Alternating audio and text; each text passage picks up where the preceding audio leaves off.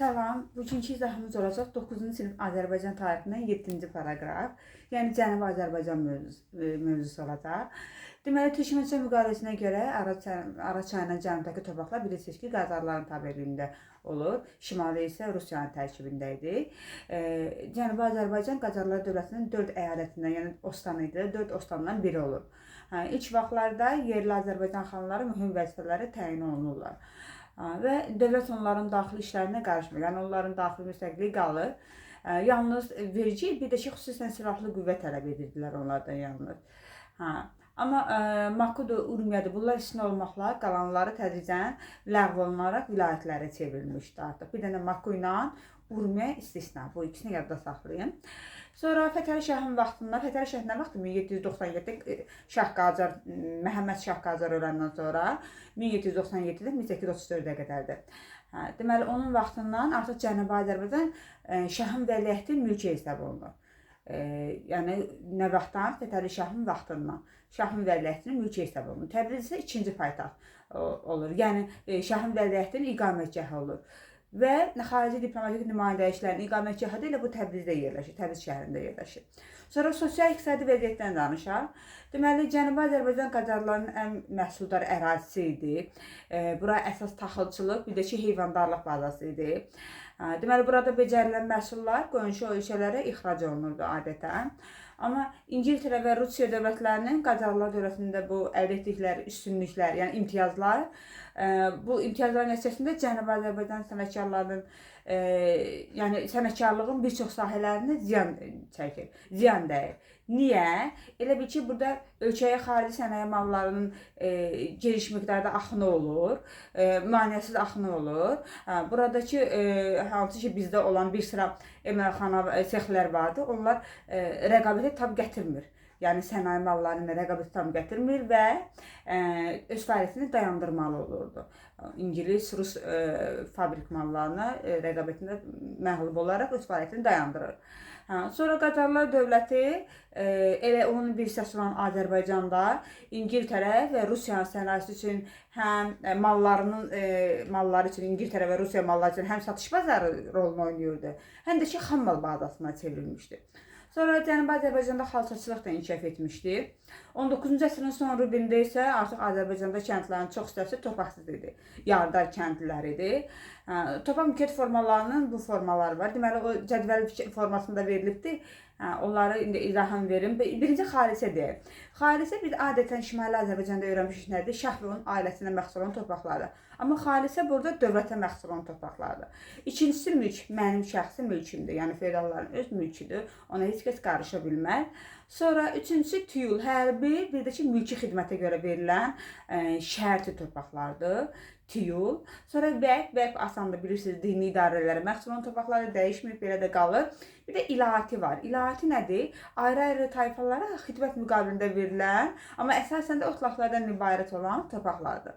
Sonra 6-cı deyək, xırdamalik. Xırdamalik nədir? Xırdamalikdə kəndlilərin bir də kiçik mülkədarların əlində olan torpaq payları. Yəni, kəndlilərin cüzi bir hissəsində vardı bu torpaqlar. Urmiya ərazisində var idi bu adətən. Sonra 1886-cı ildə bu xarici torpaqları yaratmaz olduğu üçün onun satılması haqqında şah fərman verir. Baxın, testlərdə sizə düşə bilər. 1886-cı ildə Sakit Şahvun ailəsinə məxsus olan torpaqlar satışı haqqında fərman verir. Xeyr, bu dövlət torpaqlarıdır. Xalisə dedik axı, Cənubi Azərbaycanın dövlət torpaqlarıdır. Sonra burada əsas vergi torpaq pulu idi.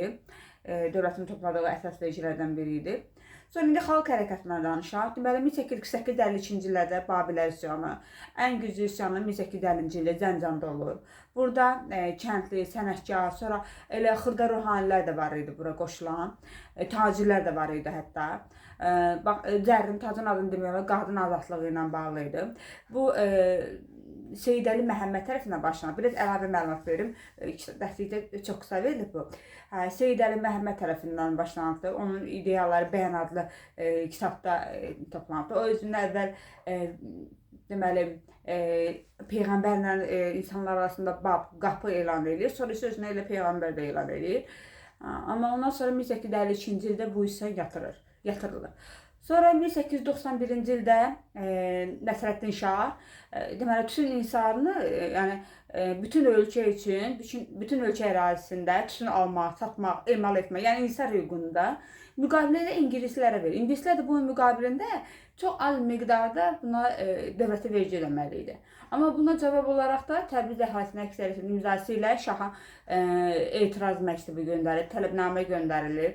Tütün tənbəki inhisarının ingilislərin əlindən alınmasını, ləğv edilməsini istəyirlər və elə Tehran əhalisi də eləyir bunu. 1892-ci ildə həmin bu tələbnamə olandan sonra da ləğv olunur. 1892-ci ildə Nəsrəddin Şaha verilmiş, Nəsrəddin Şahın ingilislərə verdiyi bu tütün tənbəki inhisarını almaq, satmaq, emal etmək hüququnu ləğv edir. Sonra burada əsas problemlərdən biri də deməli iri feodalların, xüsusən də ruhanilərin taxıl möhtəkirliyi ilə məşğul olmasıdır.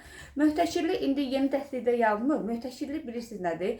Möhtəkirlik bax elə bil ki taxıl öz fəslində, yəni tutaq ki, yayda yaxşı olur, amma qışda az olur. Onun qıtlığı vaxtı onun süni şəkildə qıtlığını yaradır, onu əhaliyə baha qiymətə satırdılar. Bu möhtəkirlikdir.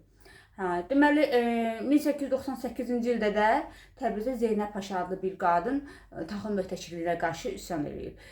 Şimali Azərbaycanda da var, düzdür, hələ izah elədiyim mövzuların içərisində olmayıb, amma yadıma düşmüşkən, yəni həm də yeri gəlmişkən əlaqəli şəkildə deyim. Bax, Şimali Azərbaycanda 1916-cı ildə Birinci Dünya müharibəsi illərində düşürdə qadınların qiyamı olubdur şeyə qarşı. Elə sırf möhtəkirliyə qarşıdır. Amma cənubda isə 1898-ci ildə Zeynəb Paşanın. Burada da üsyançılar nə edir? Ərizə qamıllarını dağıdır, kasıblara paylayırdılar. Deməli, bu artıq qorxuya düşən bu möhtəkirlər ambarlardan ərizə məhsullarının ucuz qiymətə əhaliyə satmasına razı olurdular. Yəni buna məcbur olurdular. Belə, bu qədər, sağ olun.